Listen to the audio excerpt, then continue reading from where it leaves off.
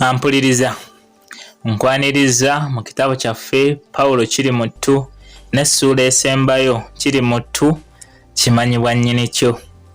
Mujjukire nti ekitundu kye twafundikidde twabadde mu ssuula yaffe Katayira anyumiza abasomi mwe twalabidde nga Pawulo awandiikwako ebitawooma nga bwe yali omutemu eyatta lukenge embugenderevu. Ekitundu ekyo twakiwunzise oluvannyuma lwa Pawulo embeera okumusobako ng'asazeewo alikwateko adde mu kyalo, anti empapula ze zonna ez'obuyigirize zaali zookyeddwa ate nga n'ebintu bye byonna mu nnyumba bibbiddwa.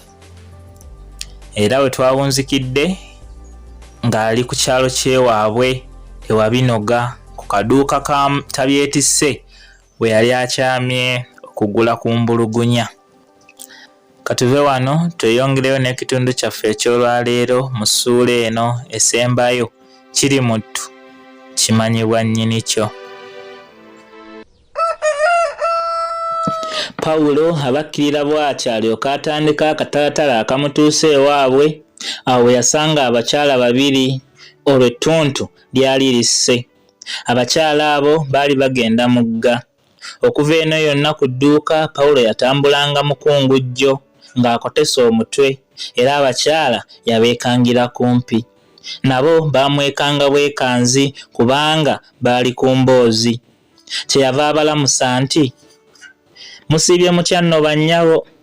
Kyokka teyabatunuulira, era nabo tebaasooka kumwetegereza, naye bw'amala okubayitako ne batunula emabega. Mu butali bugenderevu naye n'atunulayo. "Nnyabo, ekisiraani kino ani akireese ku kyalo kyaffe? Bannange ekisajja tekifangeera ng'omuntu alabi." Omukyala omulala kyava addamu nti, "Y'ani oyo?" Kooli nti, "Gwe tokimanyi kino ekisajja ekirogeera ekitemu kizzukulu kya kaawonawo? Ye maama, nga bakyogerako nnyo mu mawulire." Ko munne nti, "Vaawo, ky'ogamba nti ono atuyisizza ye Pawulo ng'afukaafukanye oba olimba.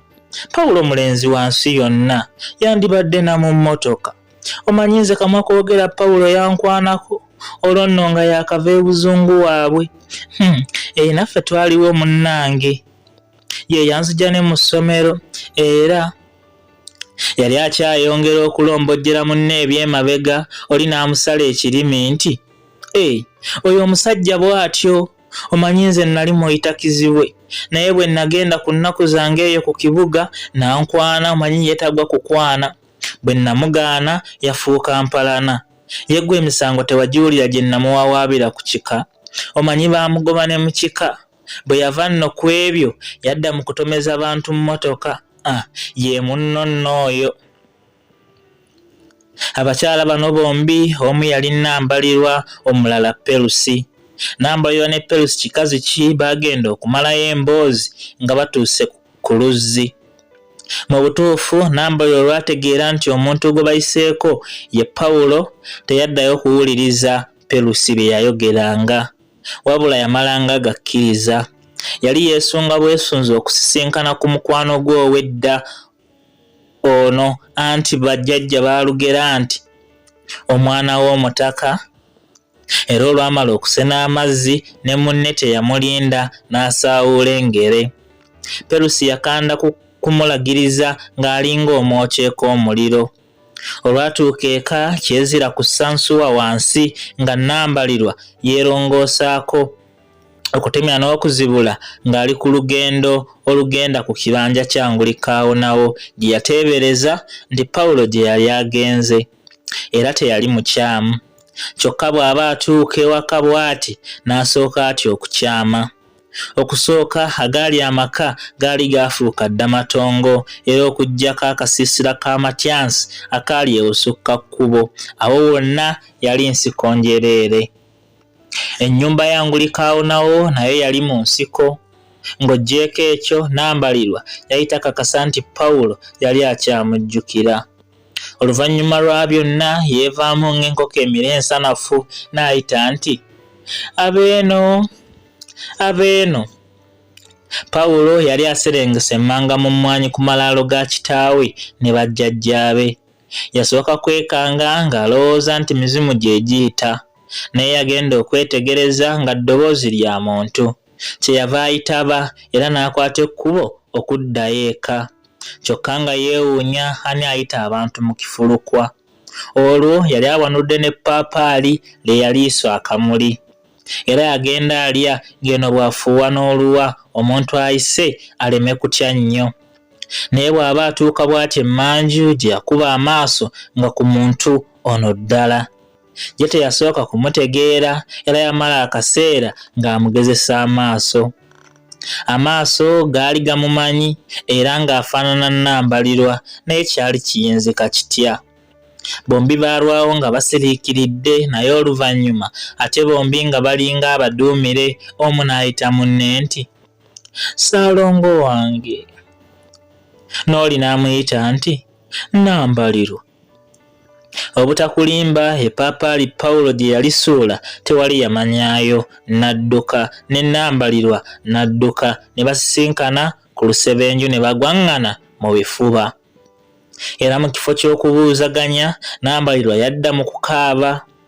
Ezziga ly'ekisajja liva wala, naye Pawulo yagenda okuwulira nga naye ayunguka ebiyengeyenge. Kyava atunula ebbali, bwe yatemya amaziga ne gakulukuta, n'agasangula n'engalo ze n'afeesa.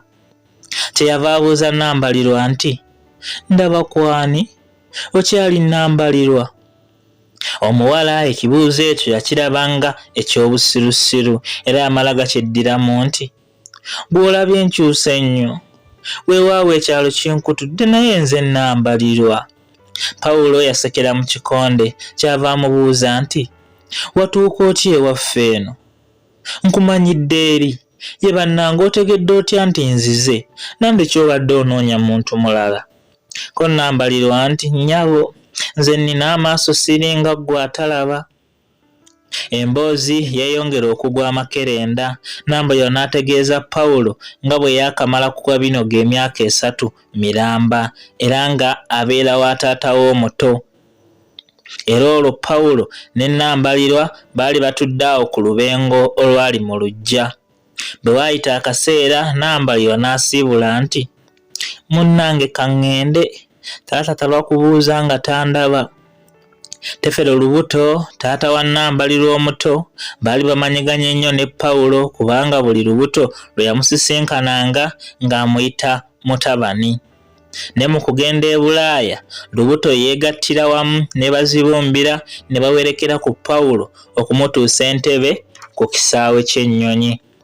Awo nno Pawulo bwe yategeera nti lubuto taata wa Nnambalirwa, nti era omuwala gy'abeera ennaku zino, yamanya nti kisaalidde mu ntamu. Bwe yali asiibula Nnambalirwa, Pawulo yamubuuza oba ayinza okugenda okumulabako enkeera. Ko Nnambalirwa nti, "Ewaffe tetugoba bagenyi." Ate munnange Pawulo yandibadde ayagala wambazzi. Ku olwo Pawulo yasula wa Matyansi. Matyansi ye yali mulirwana w'omu ddembo ow'ekifulukwa ky'abazibumbira taata wa Pawulo. Akayumba ka Matyansi kaali ka ssubi nga ka kisuuwa, tekaali mu kisenge. Mwalimu ebitanda ebisite 2 era nga biriraanyiganye. Wansi w'ekimu ku bitanda bino yaliyo enkoko emaamidde. Ennyumba yalimu obuloolo bungi, kyokka Matyansi yali akumye ekyoto okugoba ku buloolo buno.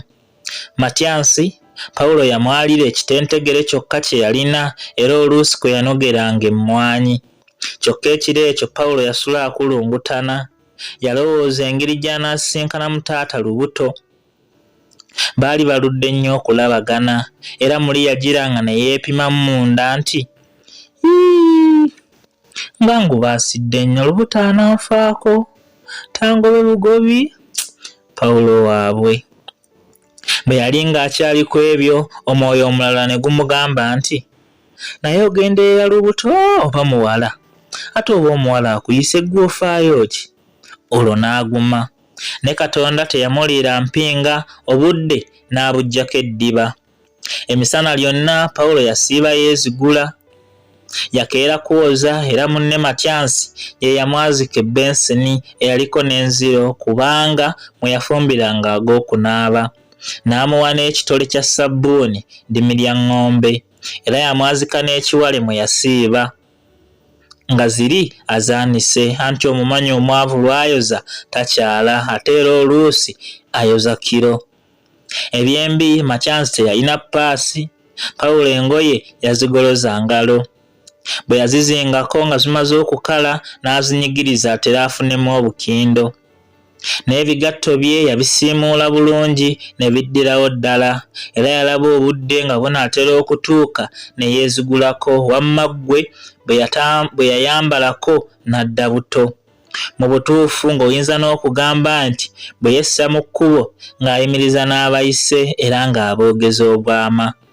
Teyalwa ng'atuuka wa taata we lubuto. Eky'omukisa ne taata lubuto yamusanga awo mu luggya.